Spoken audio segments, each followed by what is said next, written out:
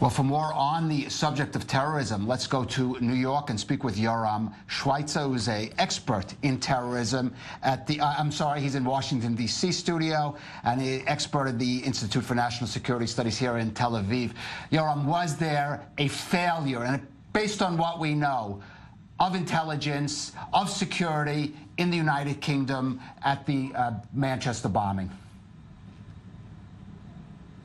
I think we have to be more tolerable to these kind of failures, because it is a failure, of course, and I'm sure that the British security services are feeling that it is a failure.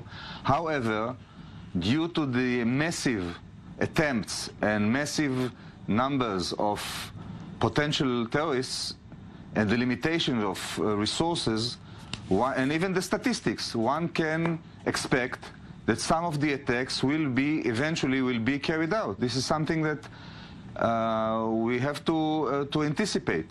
Of course, the security services themselves are not forgiving themselves, and they want to prevent 100% of all the attacks, but it's impossible. Yoram, but taking it a bit more broadly, has the United Kingdom, and for that matter the rest of Europe, absorbed the magnitude of the threat that they're facing? And why are they not yet ready to take some of the steps, for example, that Israel has taken? Are they prepared to, or is it a lack of political will?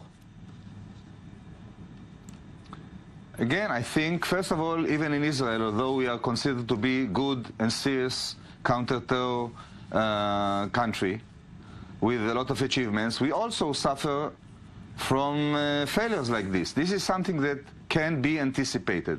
I think that the British, definitely the British, understood very clearly the threat, and they were prepared for it, and they are prepared for it, and they have intercepted many attempts to carry out attacks.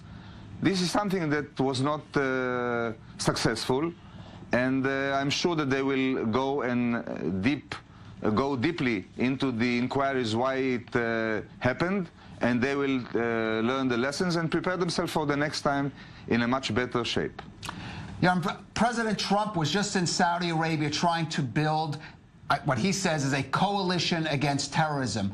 But Saudi Arabia itself, there are individuals, there are groups there that have funded certainly radical Islamist groups that either supported terrorism, may have been engaged. Is there a little bit of a disconnect between what President Trump is preaching and the approach he is taking? With your permission, I don't want to talk about President Trump. I think that his wishes are very noble. I think that the aim of creating a global force against terrorism, which includes as many countries that are willing to participate, is the right one.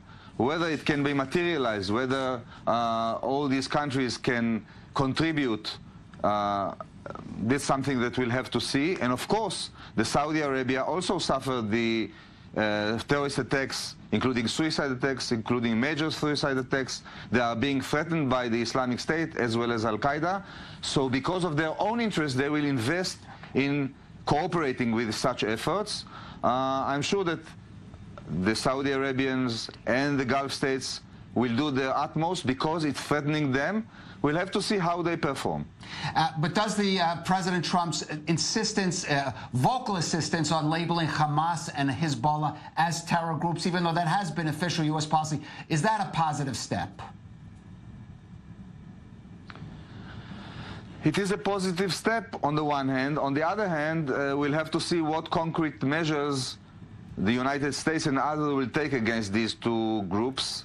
By the way, they are much larger than just merely terrorist organizations. They have other institutions, but they are definitely practicing terrorism. We'll have to see how these declarations of President Trump will translate themselves into a real politics. Terror expert Yoram Schweitzer speaking to us from Washington, D.C. Thank you for being with us.